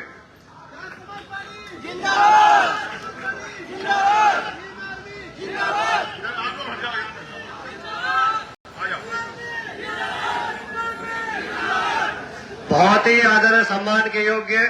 रात में गांव में जागते हैं कि जो कमा के तैयार किया है, बेटी की शादी है, बेटे की शादी है, बच्चों की पढ़ाई के लिए कोई जोड़ा, ये चोरी ना हो जाए। चारों तरफ इस तरह का माहौल बना हुआ है कि कोई सुनवाई नहीं हो रही। जो काम पुलिस को करना चाहिए, एडमिनिस्ट्रेशन को करना चाहिए, वो जनता कर रही है। पिछले 10-12 दिन में गुलदारों का आतंक बढ़ा और मैं आपको विश्वास दिलाता हूं कि इसकी जांच होगी कि क्या बरेली से कोई आदमखोर गुलदार लाके निजामाबाद क्षेत्र में छोड़ा गया है, इसकी जांच होगी, मैं आपको विश्वास दिलाता हूं। और अगर ये छोड़ा गया है और ये पुख्ता हो जाता है तो जिस अधिकारी की इसमें मिली भगत है उस अधिकारी को कुर्सी पर नहीं बैठने देंगे, इस बात पर मैं आपको विश्वास दिलाता हूं। आप जानते हो, मैंने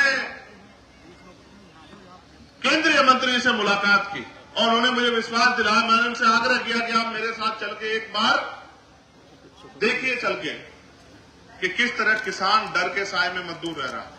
मैंने उनको बताया कि लोग अपने बच्चों को स्कूल नहीं भेज पा रहे हैं, डर रहे हैं कि भेजेंगे स्कूल और जाएगा शमशान, कब्रिस्तान। महिलाएं खेतों पे नहीं जा पा रही। क्षेत्र में 2 तरह से लोगों के घर चल रहे हैं। पहला, किसानी के जरिए।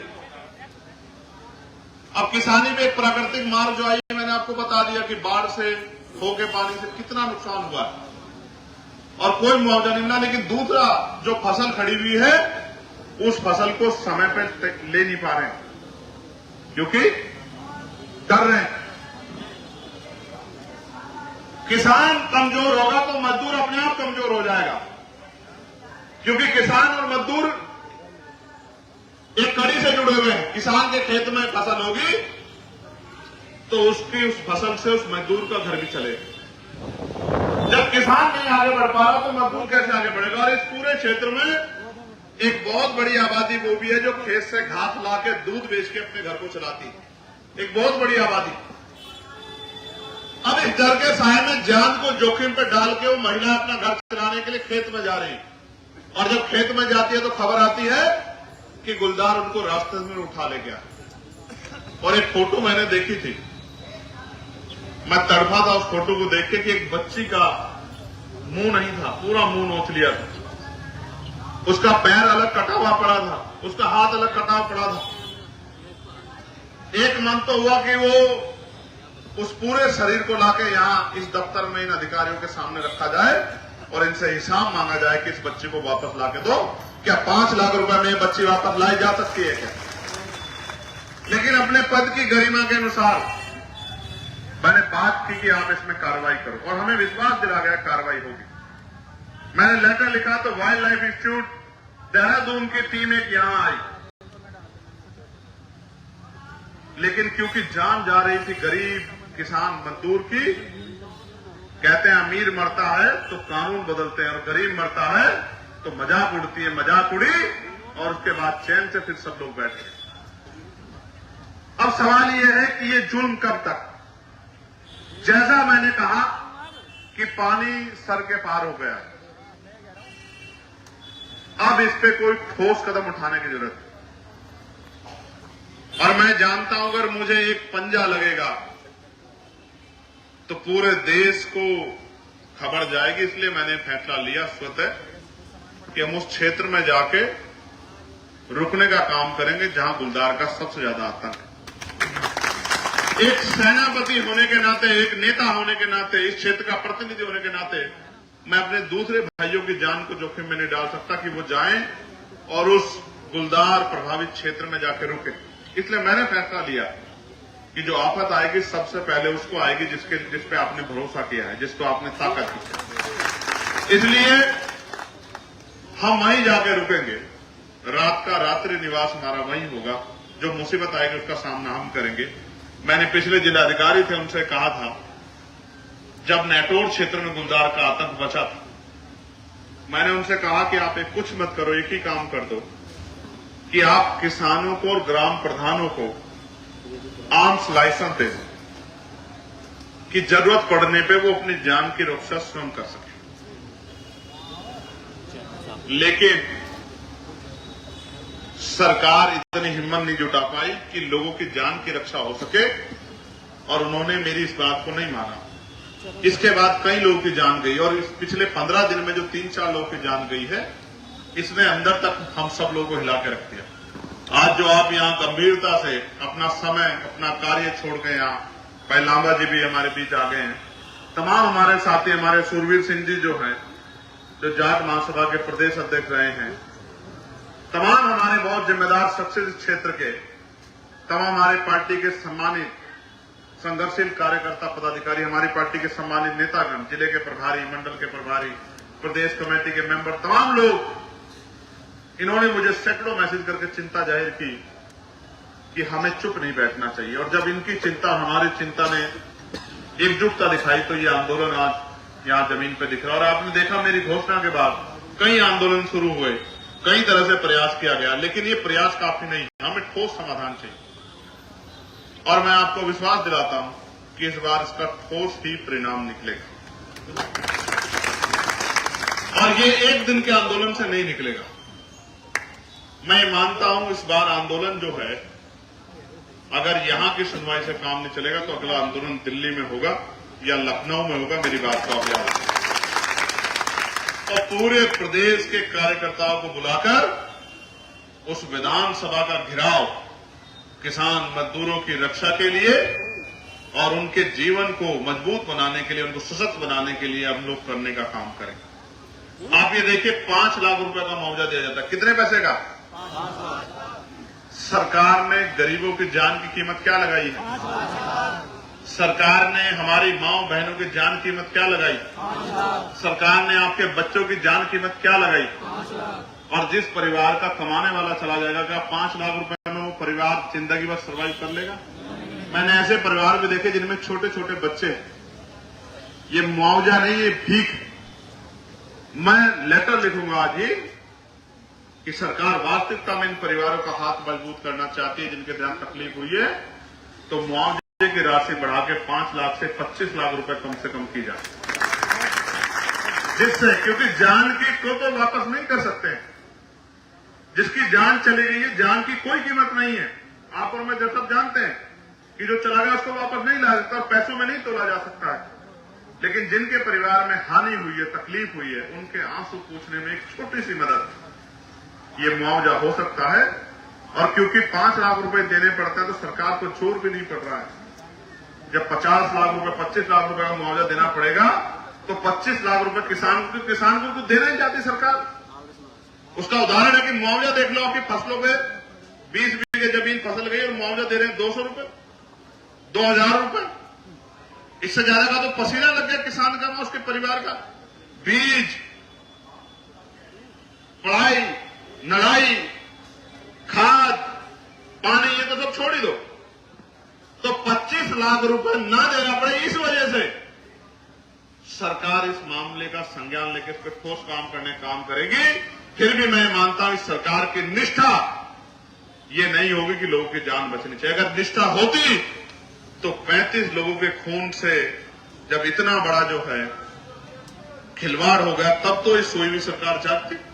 आपने सुना होगा ये सरकार भ्रष्टाचार की भेंट चढ़ गई है। अभी सरकार के नेताओं में आपस में जूतापतरी हो रही थी कि 65 करोड़ रुपए जो आया था, वो 65 करोड़ रुपए कौन खाया, ये सब आपके सामने होगा। और मैं जानता हूं कि सारे लोग बुरे नहीं है, कुछ अच्छे लोग भी हैं, लेकिन 65 करोड़ रुपए गरीबों के हिस्से का, किसानों के हिस्से का, ये 65 करोड़ रुपए लूटने वाली सरकार कभी किसानों की तेजी नहीं हो सकती है। इस बात को भी हमें समझना चाहिए। और जांच करने की बजाय बंदर बांट करने में लगे हुए, आप समझिए। यहां भी जांच होगी, मैं आपको विश्वास दिलाता हूं। जो पिंजरे की बात आपने मेरे सामने रखी है, मैं आपको विश्वास दिलाता हूं कि अगली दिशा कमेटी की मीटिंग में उसके जांच के आदेश भी दिए जाएंगे कि ये किसके आदेश पे लगा, किसने प्रपोजल बनाया, क्या इसकी मार्केट वैल्यू है, कितने में ये जो है लगा है, कैसे इसका फंड्स रिलीज हुआ है, किस कंपनी को टेंडर दिया गया है, इसकी जांच भी हम लोग कराएंगे। लेकिन मैं आपको ये बताना चाहता हूं मेरे क्षेत्रवासियों कि सरकार को आपके मरने से कोई फर्क नहीं पड़ता। आज प्रदेश में नौजवान सुसाइड कर रहा क्योंकि बेरोजगारी बढ़ी हुई। आज किसान सुसाइड कर रहा है, खाद के लिए लंबी लंबी लाइन लग रही। बारिश में भी महिलाएं किसान खेत उसके खाद के लिए, डीएपी के लिए डटी हुई, यूरिया के लिए कोई पूछने वाला नहीं है। और तो और किसानों की बात करने वाली सरकार डंडा बजाने का काम कर रही है, बुलडोजर चलाने का काम कर रही है, लोगों को पीटने का काम कर रही है, लोगों का हाफ इनकाउंटर करने का काम कर रही है। बदमाशों का घूटना देखने वाली सरकार हमारी मजबूत पुलिस को भी मजबूर कर देती है कि वो इन क्रिमिनल्स पे कार्रवाई ना कर सके। ये सब हमारी आंखों के सामने हो रहा है। और जो फॉरेस्ट विभाग के लोगों का हाल है वो आपसे छिपा हुआ नहीं है। फॉरेस्ट के अधिकारी लोगों के आंसू पूछने के लिए, दो मीठी बात करने के लिए उनके बीच नहीं पहुंच रहे, उनके साथी भी नहीं बन पा रहे उनका हाथ पकड़ के। ये हालात है जिले के। इसलिए इस पूरे मामले को गंभीरता से हम लोगों ने लिया है और अब इस पे ठोस समाधान हम लोग करा के रहेंगे। हमारे तमाम नेता, तमाम हमारे साथी, तमाम यहाँ के सामाजिक संगठन, किसान हमारे साथी, सब लोग, जीतू भाई हमारे उत्तराखंड से चल के आए, तमाम साथी हमारे कमर कस चुके हैं। महात्मा विजयदास जी जो है वो मुजफ्फरनगर से चल के आए। तमाम जो है लोगों के अंदर पीड़ा है, क्योंकि ये किसी एक व्यक्ति की लड़ाई नहीं है, ये पूरे क्षेत्र की लड़ाई है, गरीब जनता की लड़ाई है, किसान मजदूरों की लड़ाई है। ये राजनीतिक लड़ाई नहीं है, ये लोगों की जीवन रक्षा की लड़ाई है। और लोगों की जीवन रक्षा का पन और पार्लियामेंट में जब हमने शपथ ली थी तो इस बात का हमने विश्वास दिलाया था कि हम अंतिम व्यक्ति की भी सुनवाई करने का काम करेंगे, अंतिम व्यक्ति की आवाज बनने का काम करेंगे। और अगर हमारे क्षेत्र में इस तरह का जुल्म होगा तो हम लोग चुपचाप नहीं बैठे। मैंने तो एक छोटा सा आह्वान किया था, आप हजारों की संख्या में यहां चले आए थे। मैं आप सबका भी बहुत बहुत धन्यवाद करता हूं। और बड़े बड़े जिम्मेदार लोग अपने काम छोड़ के आशीर्वाद देने के लिए यहां हम लोगों को पहुंचे हैं। उनके प्यार का, आशीर्वाद का भी हम लोग बहुत बहुत उनका धन्यवाद करते हैं। हाथ जोड़ के उनको जय भीम प्रणाम करते हैं। मैं आप सब लोगों को भी विश्वास दिलाता हूं कि आपका आशीर्वाद खाली नहीं जाएगा। आपका आशीर्वाद बिल्कुल खाली नहीं जाएगा। आपके आशीर्वाद से, आपकी मेहनत से, आपका पसीना जो आज यहां पड़ा है, ये इस क्षेत्र में इस गुलदार की समस्या को खत्म कराने का काम करेगा। मेरा आपको बहुत बहुत भरोसा है इस बात के साथ कि चाहे पार्लियामेंट हो चाहे सड़क हो। और इस बार जब मैं ये भी भरोसा दिला दूं कि जब पार्लियामेंट चलेगी तो पहले दिन गुलदार की समस्या पे पार्लियामेंट की सीढ़ियों पर बैठ के आंदोलन करने का काम भी हम लोग लोकसभा के अंदर करेंगे। और आप जानते हैं कि मैं अपने साथियों को भी इकट्ठा कर लेता हूं। वो मेरे साथी जो मेरा साथ देते, क्योंकि मेरी संख्या वहां कम है, अकेला आदमी हूं, तो जो किसान नेता हमारा साथ देते हैं उन सबको भी इकट्ठा करके इस नगीना की, बिजनौर की समस्या को राष्ट्रीय समस्या बनाने का काम हम लोग करेंगे। इस बात का भी मैं आपको विश्वास दिलाता। मैं मीडिया के भाइयों से भी कहूंगा कि मीडिया का भी बड़ा सशक्त रोल है, उनको हमसे भी सवाल पूछना चाहिए, उनको एसी के कमरे में बैठे हमारे माननीय अधिकारियों से भी सवाल पूछना चाहिए, और उनको इस निकम्मी सरकार से भी सवाल पूछना चाहिए जो 35 लोगों की जान की कीमत नहीं समझती है, जो 35 लोगों की जान से इतना बड़ा खिलवाड़ होने के बाद भी और चैन से जो है अपने घर में पड़ के सो रही है, इस सरकार से भी सवाल पूछना चाहिए। लेकिन प्यारे भाइयों, मैं आपसे पूछना भी चाहता हूं, अगर इस आंदोलन को दोबारा से मजबूत करके आगे बढ़ाना पड़ा, क्या आप इस आंदोलन में हम लोग का साथ दोगे?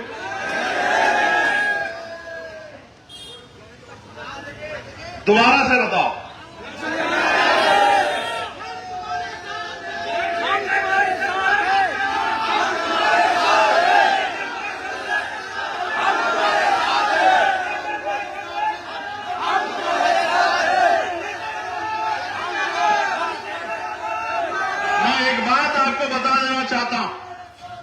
मैं एक बात आपको बता देना चाहता हूं, सांसद बनने के बाद ये मेरा पहला धरना है, क्योंकि यह एक काम ऐसा हो रहा है जो मेरी पहुंच से बाहर हो रहा है। आप जानते हैं, अगर ये काम मेरी पहुंच में होता तो मैं कभी धरना नहीं करता, आप इस बात को जानते हैं। ये लोगों की जान का मामला है, वरना कोई ऐसा मामला नहीं। आप तमाम लोग बैठे हैं कि आपकी तरफ आंख उठी हो और मैंने धरना करने के लिए आपको कहा हो, आप इस बात को जानते हैं। मैं आपको रोकने काम करता हूं कि धरना मत करो, आपके पास आपका सांसद है जो आपके जगह अकेला धरना करने का काम करेगा। लेकिन इस बार मैं अपने आप को असहाय महसूस कर रहा हूं, क्योंकि अगर ये लड़ाई इंसानों से लड़ी जा रही होती, दबंगों से, सामंतियों से, किसान विरोधियों से, दलित मुसलमान पिछड़ा विरोधियों से लड़ी जा रही होती, व्यापारी विरोधियों से लड़ी जा रही होती, तो वहीं जाके इस आंदोलन करने का हम करते। लेकिन क्योंकि ये लड़ाई जानवरों से लड़ी जाती है, ये जानवरों से लड़ी जा रही है और सामने समझदारी नहीं है, सामने आतंक है। इसलिए इस आतंक से ऐसे ही लड़ा जाएगा जैसे हमारी सेना आतंकवादियों से लड़ती है, इसी तरह से लड़ा जाएगा। सेना बन के हम लोग लड़ने का काम करें। और प्यारे भाइयों, अगर ऐसे बात नहीं बनेगी, मैं और नेताओं के जैसा नहीं हूं, लेकिन क्योंकि आप जानते हो हमारी शक्ति को, मैं चाहता तो सारे अधिकारियों को यहां धूप में आपके बराबर में बिठा सकता था। आप जानते हो नहीं जानते हो इस बात को? जानते हो नहीं जानते हो? लेकिन उनका अपमान करके मुझे कोई सम्मान नहीं मिलने वाला। मैं इस बात को जानता हूं, इसलिए मैंने उनको आपके बीच में नहीं बुलाया। वरना मैं चाहता, आप देखो छोटा सा कोई मामला होता, बिजली विभाग के अधिकारियों को पकड़ के बंधक बिठा के वहां बिठा लेते हैं। वो तो छोटे छोटे संगठन के लोग हैं, हम तो देश के एक बहुत बड़े संगठन के कार्यकर्ता हैं, भीम आर्मी आजाद समाज पार्टी कार्यकर्ता। अगर हम चाहते तो इन सारे अधिकारियों को आपकी जगह यहां बिठा के धूप में इनसे भी पसीना बहवा सकते हैं। लेकिन सम्मानित साथियों, ये लड़ाई उन अधिकारियों से नहीं है, ये लड़ाई उस व्यवस्था से है। इसमें जो भी खामियां उसको दुरुस्त हम इनके जरिए कराने का काम करेंगे। और इसलिए मैं आपसे आग्रह करता हूं कि आप और हमें मिलकर अभी इस पे मजबूत संज्ञान लेना है। आज हमारा परिवार जो है, रात्रि परिवार रामदास वाली में रहेगा। कहां? रामदास वाली में एक जगह है जहां ये कब हुई घटना?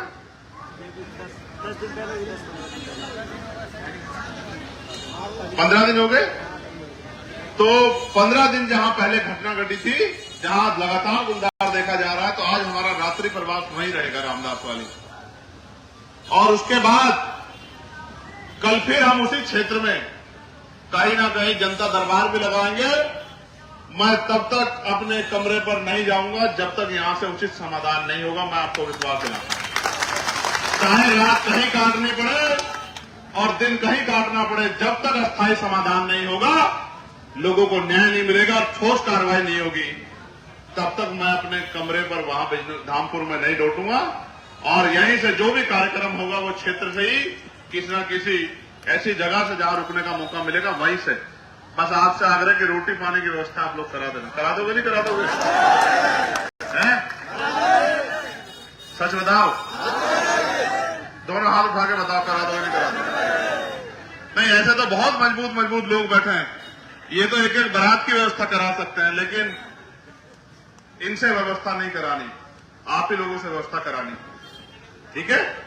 तो मैं आपका आभार प्रकट करता हूं और मैं इश्तियाक भाई भी हमारे बीच आ गए। तमाम हम अपने अधिकारियों को, हमारे जिम्मेदार साथी जाके ज्ञापन देने के लिए बुलवा दें, उनको ज्ञापन हमारी टीम दे देगी। कहां ज्ञापन? हाँ, और फिर हम लोग जो हैं, मैं आप लोग अपने अपने काम में डटना। मैं जरा रामदास वाली जब तक जो है पूरी जानकारी जुटा के मैं रामदास वाली रहूंगा, फिर तटबंध और जहां जहां समस्या है उनको भी देखने के लिए जाऊंगा। लेकिन जैसा मैंने पीड़ित परिवारों से भी मिलना है, लेकिन मैं आपको विश्वास दिलाना चाहता हूं कि इस बार आपकी लड़ाई अंजाम तक पहुंचेगी। पहुंचनी चाहिए नहीं पहुंचनी चाहिए? बताओ, पक्का? गुलदार का आतंक खत्म होना चाहिए नहीं खत्म होना चाहिए? बिजनौर गुलदार मुक्त होना चाहिए नहीं होना चाहिए? बिजनौर गुलदार मुक्त होना चाहिए नहीं होना चाहिए? जोर से बताओ, गुलदार मुक्त बिजनौर, गुलदार मुक्त बिजनौर, गुलदार मुक्त बिजनौर। गरीब किसानों की जान की रक्षा, गरीब किसानों की जान की रक्षा, किसान मजदूरों को उनकी फसल का उचित मुआवजा, किसान मजदूरों को उनकी फसल का उचित मुआवजा, किसानों के साथ जो गुंडा राज हो रहा है वो बंद, किसानों के साथ जो गुंडा राज हो रहा है वो बंद, और गरीबों की सुनवाई होनी चाहिए नहीं होनी चाहिए? ठीक है, बहुत बहुत धन्यवाद। जय भीम, जय भारत। और आज की सभा की अध्यक्षता जो हमारे कर रहे हैं, अभी तो ज्ञापन दिया जाएगा, बैठ जाओ, अभी तो वो अधिकारी बताएंगे अपनी बात, अभी नहीं खत्म हो रहा है। अभी ज्ञापन दिया जाएगा, अधिकारी अपनी बात बताएंगे और उसके बाद हम लोग प्रस्थान करेंगे। और अभी हमारे यहाँ 2-3 सीनियर लोग हैं, क्योंकि मैंने आपसे पहले भी कहा था कि मैं इस क्षेत्र का बेटा हूं। अभी हमारे बीच में सूरवीर सिंह जी हैं, लामा जी हैं, ओमपाल जी हैं, अभी हमारे यहाँ 2-3 सीनियर लोग हैं, वो भी 2-2 मिनट आपको आशीर्वाद देंगे और अपनी बात रखेंगे। मैं कैलाश लामा जी शुरुआत करूंगा कि वो आए और अपनी बात को रखें।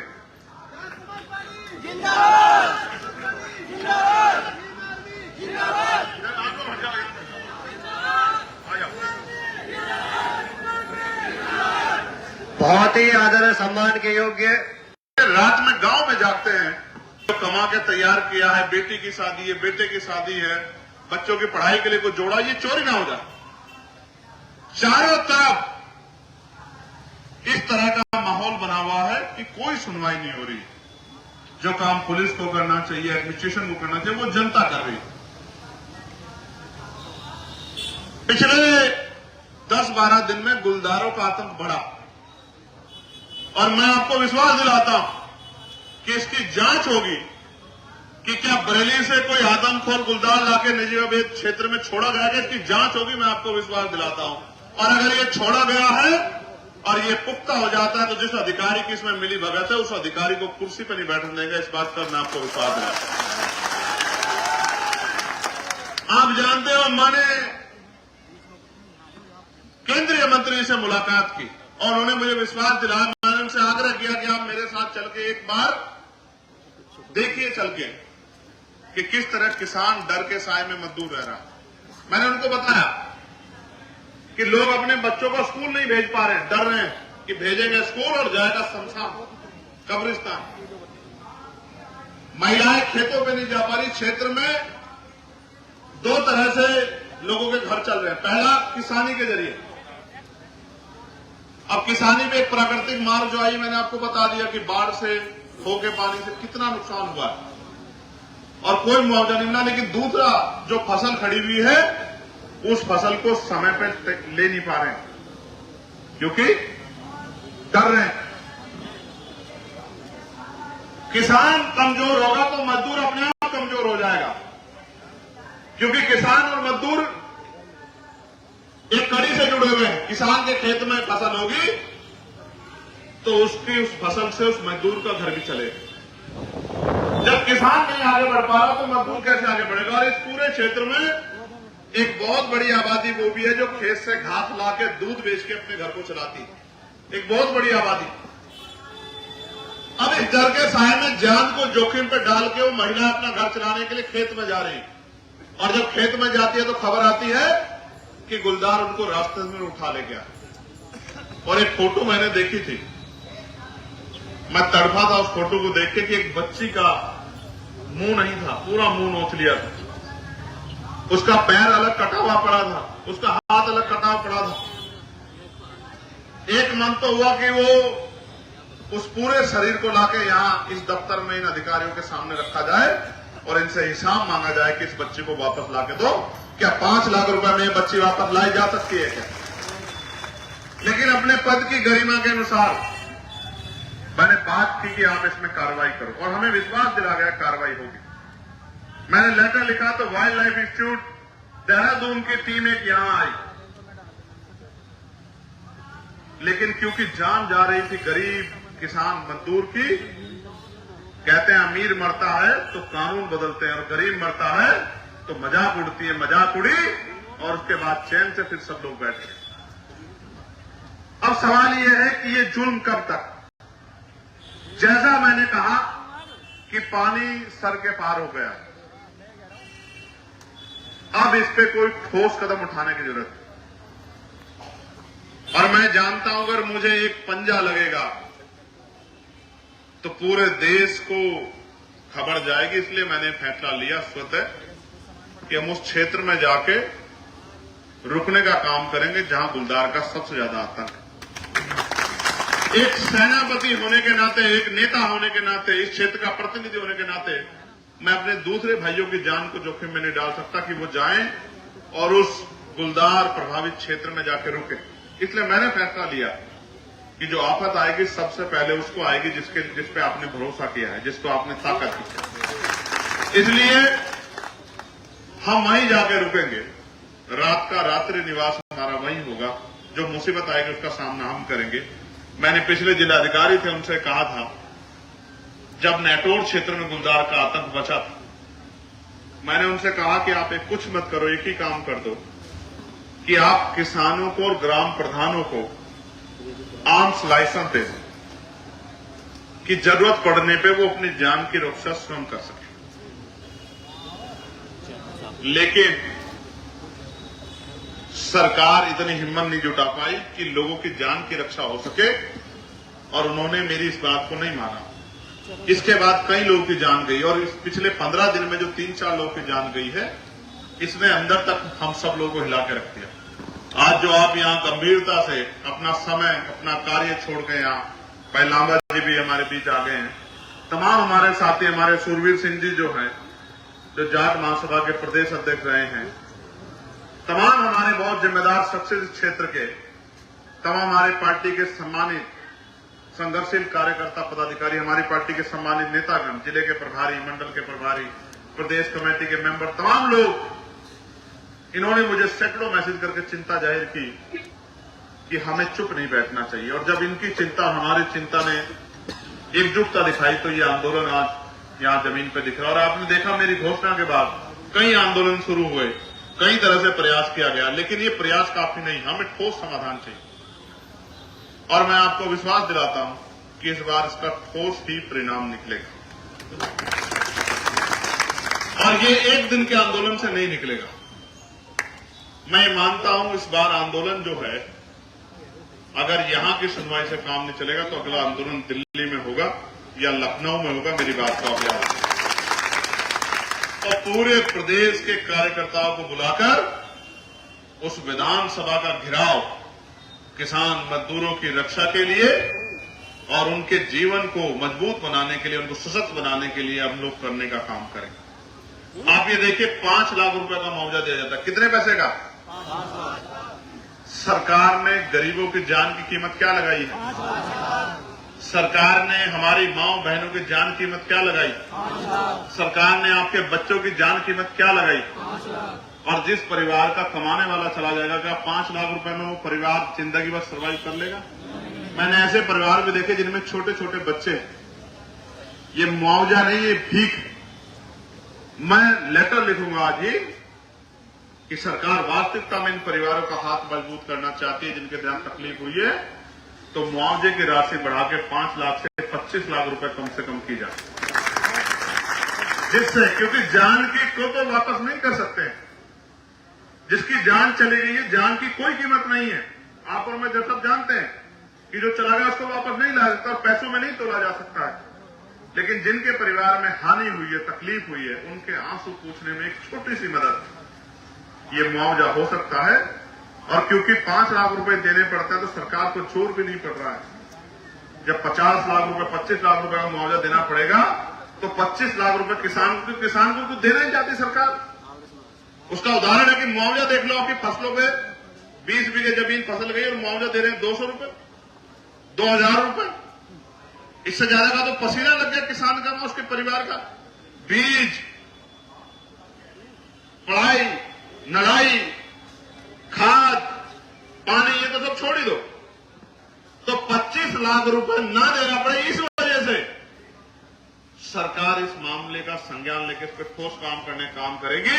फिर भी मैं मानता हूं इस सरकार की निष्ठा ये नहीं होगी कि लोगों की जान बचनी चाहिए। अगर निष्ठा होती तो 35 लोगों के खून से जब इतना बड़ा जो है खिलवाड़ हो गया, तब तो इस सोई हुई सरकार जागती। आपने सुना होगा ये सरकार भ्रष्टाचार की भेंट चढ़ गई है। अभी सरकार के नेताओं में आपस में जूता पतरी हो रही थी कि 65 करोड़ रुपए जो आया था, वो 65 करोड़ रुपए कौन खाया, ये सब आपके सामने होगा। और मैं जानता हूं कि सारे लोग बुरे नहीं है, कुछ अच्छे लोग भी हैं, लेकिन 65 करोड़ रुपए गरीबों के हिस्से का, किसानों के हिस्से का, ये 65 करोड़ रुपए लूटने वाली सरकार कभी किसानों की हितैषी नहीं हो सकती है। इस बात को भी हमें समझना चाहिए। और जांच करने की बजाय बंदर बांट करने में लगे हुए, आप समझिए।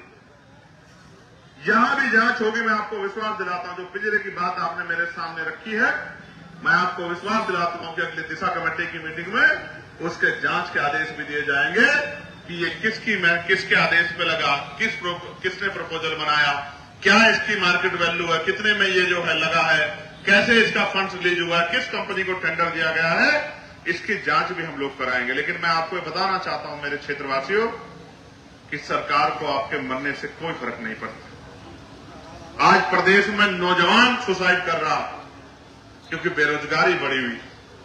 आज किसान सुसाइड कर रहा है, खाद के लिए लंबी लंबी लाइन लग रही। बारिश में भी महिलाएं किसान खेत उसके खाद के लिए, डीएपी के लिए डटी हुई, यूरिया के लिए कोई पूछने वाला नहीं है। और तो और किसानों की बात करने वाली सरकार डंडा बजाने का काम कर रही है, बुलडोजर चलाने का काम कर रही है, लोगों को पीटने का काम कर रही है, लोगों का हाफ इनकाउंटर करने का काम कर रही है। बदमाशों का घूटना टेकने वाली सरकार हमारी मजबूत पुलिस को भी मजबूर कर देती है कि वो इन क्रिमिनल्स पे कार्रवाई ना कर सके। ये सब हमारी आंखों के सामने हो रहा है।